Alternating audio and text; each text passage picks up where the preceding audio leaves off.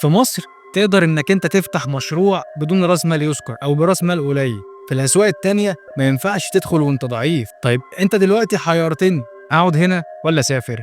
من وجهة نظري لو أنت هتفضل في وظيفة فترة طويلة أكيد الاختيار الأنسب إنك أنت تشتغل بره، إلا لو حياتك الاجتماعية وأهلك وأصحابك والتجمعات اللي حواليك هتمثل فرق كبير في حياتك، فبالتالي الاختيار هيكون موازنة بالنسبة له، هتقعد ولا هتسافر. أما لو بتفكر إنك أنت تفتح بيزنس فخليني أكد لك إنك تفتح بيزنس في مصر أحسن بكتير، هيديك مجال إنك تتعلم، هتاخد خبرة مناسبة، وهتقدر إنك أنت تنمو حتى لو معكش رأس مال كافي. ولو معاك رأس مال كافي في مصر فده بيديلك ادفانتج كبيرة جدا إنك أنت تروح لحتة أبعد.